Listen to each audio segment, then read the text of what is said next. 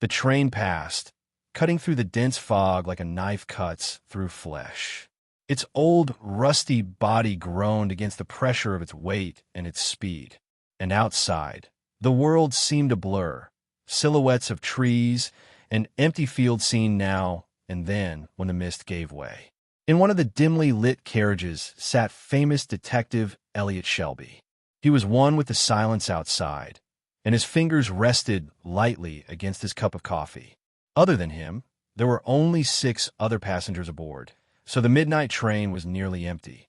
And even Shelby wouldn't have boarded it at such an odd time if it were not for a note he found slipped under his apartment door a couple hours earlier. "Take the midnight train to Blackridge," it said. "The girl is still alive, and one of them knows where." The note had neither a name nor an address, just these words in a rough, frantic handwriting that told him that the writer was either struck by urgency or terror. The girl in question? June Henshaw, the journalist who had vanished about 2 weeks ago while investigating something no one wanted uncovered.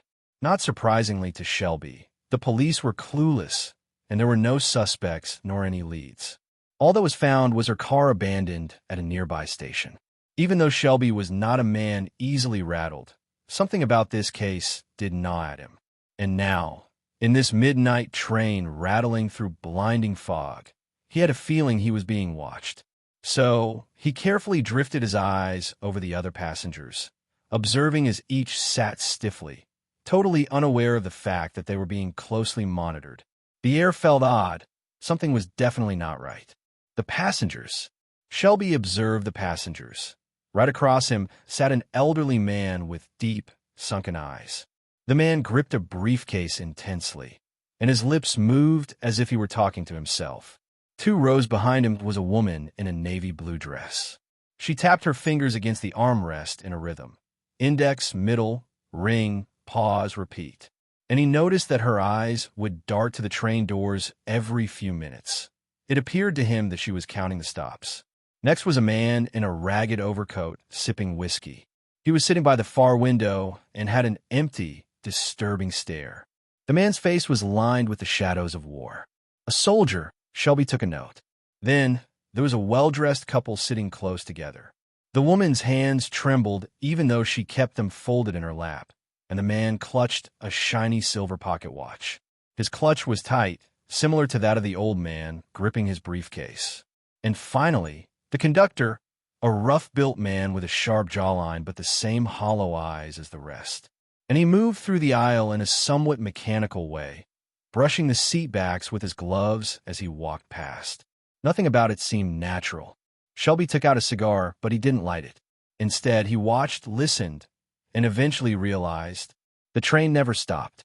And to add to the creepiness, he saw no station names passing by the windows, no signs, no platforms, and no signals, just the deep, dark, strange fog outside. The briefcase. Ah, long journey ahead. Shelby leaned forward in his seat and broke the deafening silence. The elderly man flinched, but the conductor was unbothered. For a moment, he let the silence persist, and then, as his eyes flicked to the old man's briefcase, he broke the silence. "What's in there?" The old man clutched it tighter. "Nothing that concerns you." The detective exhaled slowly. "Then it mustn't concern you if I told you June Henshaw was still alive." The man's breath got caught in his throat, and that was exactly what Shelby was looking for. It was the tell. But before the old man could answer him, the train lurched violently. He was nearly knocked from his seat. The lights flickered a few times before settling into a constant dim glow. And then, from the next carriage, a terrible, choking sound filled the silence. After that came a scream. The dead conductor. Shelby was already on his feet, pushing through the door into the next car, where he saw the conductor lay sprawled on the floor. His throat was torn open in an unsettling, gaping wound. Blood was seeping between the floorboards, staining the once squeaky clean aisle. But it wasn't the wound that caught Shelby off guard. He was used to seeing such sights. It was the eyes. They were wide open, not with fear, but with recognition. It was as if the conductor had seen something he had expected to see, as if he knew what, or who, was coming for him. As for the other passengers, They stood frozen in the doorway, staring at the whole scene, horrified. The woman in blue clasped a shaking hand over her mouth. The old man just clutched to his briefcase more tightly, as if holding onto it for his life. The soldier's fingers twitched near his pocket, where a blade might have been hidden, and the couple stood still though the woman's face had gone deadly pale. One of them had done this. But Shelby hadn't heard any footsteps or noise. In fact, nobody had even moved. So, how did the conductor die? It was one of the rare events that shook even a detective of his stature. Something else on the train. A chill crept up Shelby's spine. He ran through the aisle, scanning every nook and cranny, the ceiling, the corners, even the shadows of the seats, but he found nothing, not a single clue. Meanwhile, the fog outside thickened, and it now pressed against the windows as if it were something alive, trying to seep in through the margins and cracks in the glass. And the train kept rumbling ahead, but where was it going? Blackridge should have been the next stop, but it wasn't. Instead, the land outside had become an endless, unbroken void. His heart pounded. Something was wrong. This wasn't just a train anymore. The horror unfolds. Just as he sat down to think, the lights flickered again. And then a whisper, a deep, low one. And it came from everywhere and nowhere at the same time. Shelby held his breath and turned to the others. They had all heard it, too. The old man now pressed himself against his seat, muttering something to himself. The woman in the navy blue dress was shaking, and the pocket watch man stared at his reflection in the window.